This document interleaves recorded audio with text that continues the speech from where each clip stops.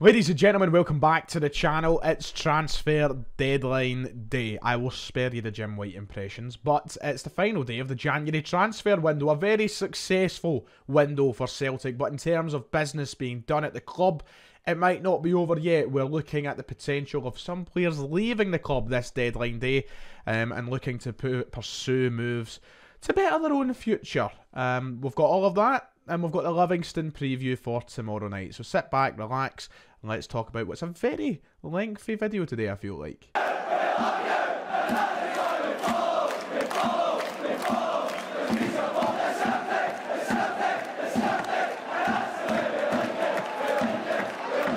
Right, welcome back. Like and subscribe if you haven't already. We're almost at 37,000 subscribers, so cheers to that. Yes, I've got tea.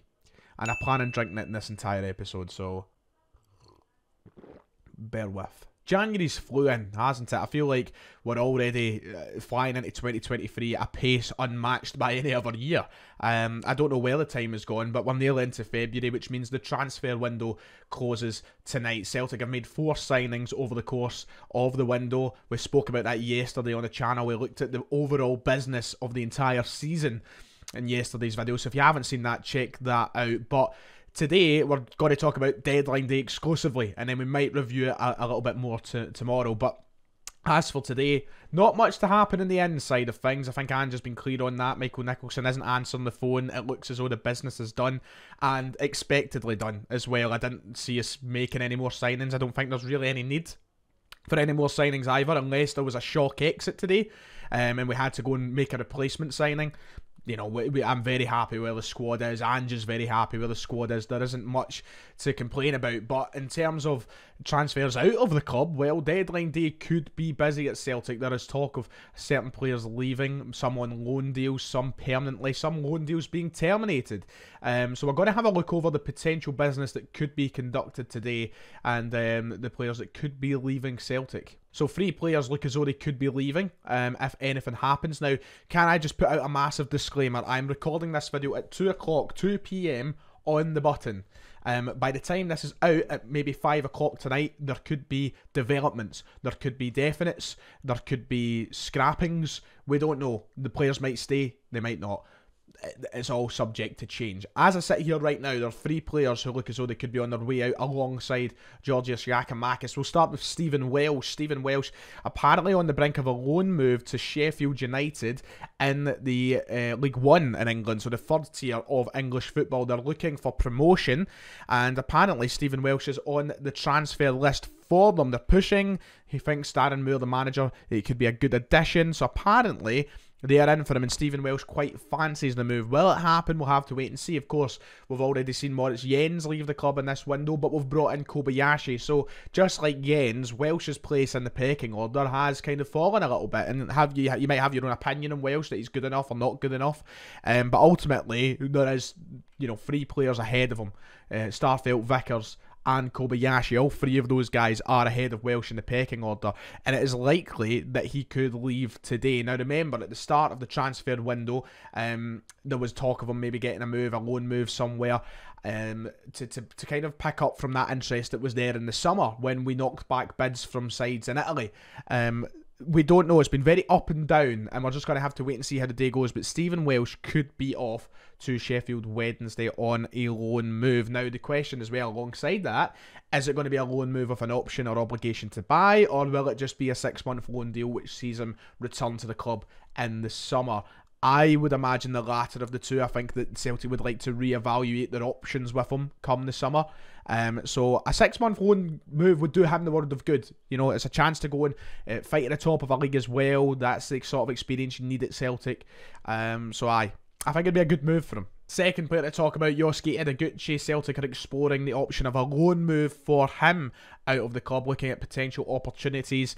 There hasn't been talk of any specific clubs as of yet that he could head to, but once again, just like Stephen Welsh, would make a lot of sense. Very far back in the pecking order, and to be honest, I'd imagine that this is just to help kind of wind down time in the contract. I don't see him having a future at Celtic. Sad. I would have loved to have seen him have opportunities and get a chance, but you know, we've got so many centre midfielders that are better than Ideguchi and are going to get more chances than Ideguchi. But a loan move would make sense. It does give him the chance to revitalise his own career, and then maybe can come back to Celtic with an option. But a loan move would be smart. He could potentially leave today as well. And finally, Oliver Abildgaard. He could be on the way out. Aalborg and Denmark are interested in the Danish international. We've obviously not seen a lot of him since signing on loan in the summer. Someone I was really excited for as well. But Aalborg are apparently very, very interested in him. And Celtic aren't against the idea of cutting short his loan deal, which, once again, would make sense for the club. He's not getting anywhere near the team. He's not getting a sniff. He's not even been on the bench, I think, the last couple of games. For the sake of his career and for the sake of Celtic, I think it would be best if both parties moved on from each other. So it's all about if Aalborg can come to an agreement with Rubin Kazan, I believe, and then if Rubin Kazan can come to an agreement with Celtic. It's a bit more complicated, this one, because he's not our player, but Celtic aren't beyond cutting his loan deal short at some point today if that has to happen. And finally, of course, we still wait on news surrounding Georgios Giacomakis and if he will depart Celtic before the window shuts. Now, as I said yesterday, I think there's a little bit more leniency and a little more sort of flexibility when it comes to his departure, because it is American, it's the MLS. He could maybe sign for them in the next couple of days because of that. But yeah, we're still waiting on an update. Apparently he has went over. Apparently he's had his medical, but we're just having to wait and see what happens. So we're awaiting news there. Maybe that'll get announced today as well. But we've got till midnight. Midnight for all the business to be concluded, and to see players leave the club and players come into the club, if any. So it's going to be a busy few hours. 2 o'clock. The clock is ticking.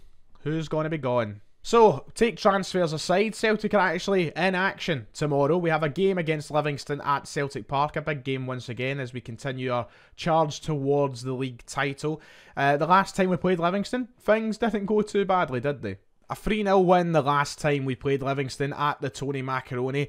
A team that used to be a bit of a banana peel for Celtic. We've seemed to have got over that pretty well, and that was really stressed the last time we visited Livingston with that 3-0 win. We dominated them the entire game. We were in it from the start as the dominant side. You know, Kyogo, Greg Taylor, Jota, they got the goals that day. And what used to be a team that was really, really tricky to beat has become one that Celtic seem to be getting past quite easily. Because even remember the first time we played them at Celtic Park under Ange, we dropped points. We drew with them, if you remember. Of course, we missed that penalty right at the end of the game. And since then, you know, we've cracked on really, really well, and we've made it a bit of a better experience for us as supporters watching this play Livingston. I don't really get as worried when we play them, but there's no denying that Livingston are a good side at this moment in time. They are fighting. They are really putting up a strong case for finishing third in this table, which is something I never thought I would say.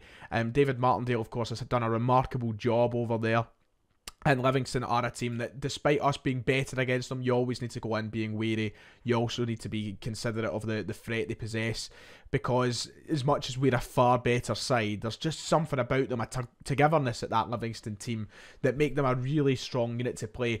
And I think that's probably down to what they have with Martindale, to be fair. I think if you shoved anyone else in charge of that Livingston side, they'd probably be battling relegation. I say that quite honestly and comfortably, but they just have a real togetherness right now, and they seem to be fighting really hard. And of course they know what's at stake now this season. They could potentially get European football. They could make a lot of money for the club, make it a more attractive prospect for players. So it's a big season. They come into Celtic Park tomorrow night. They won't be pushovers. I do expect us to play the way we always play and win the game as usual, but they'll come and they'll certainly bring a game to us. So let's talk about the opposition a little bit. Let's look at their form and what they could bring to Celtic Park tomorrow night. So here is Livingston's form on screen. You have to go back to Christmas Eve, to the last time they lost a game of football. They have been in a decent run of form. They're through to the next round of the Scottish Cup as well. They're playing well at the minute. Obviously a big result against Hearts on Sunday there, a 0-0 draw, which has obviously kept them in a conversation for a third place finish. Look, it's not going to be easy, and Hearts probably will take it, but you know, if they didn't get a point from that game and Hearts won the game, it would have been very different, and now they're actually fighting. So they've got a lot to fight for here at Celtic Park tomorrow night. And obviously they've got a tricky group of players. If they set up defensively, they can be hard to beat. They've obviously got a real physical presence in the side as well. We know that from numerous visits to the Tony Macaroni where we've obviously been up against it. But nah, it's a game that we should be winning. Despite their form being quite impressive recently, Celtic's has been even better, and Celtic are the better side. So typical Celtic Park stuff. I'd imagine us to go out there and just play the football we can play, and we should walk away with a win. I don't think we'll steamroll them. I don't think that it'll be a 4 or a 5-0.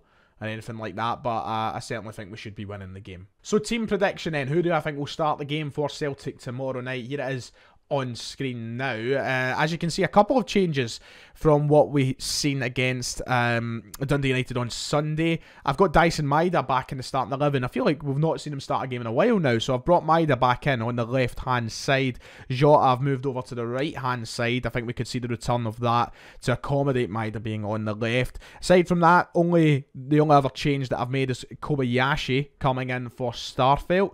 I was actually surprised that Starfelt and Vickers started together at Tannadice on Sunday, but I'm going to bring Kobayashi back in for now, and that's basically the same team surrounding that. So the biggest change being Maeda coming in for Abada. Now, the thing is, Ange's presser hasn't been as I record this yet, so we're still awaiting to hear news on, fitness updates, any injury news, so things could be subject to change once again. I need to get this video done early today, I can't hang about. So hopefully, there's nothing breaking at this press conference that changes what is my starting 11 prediction, but aye, that's what I've got for my feeling. Score prediction, well, I'm going to go 2-0 to Celtic, hopefully a clean sheet.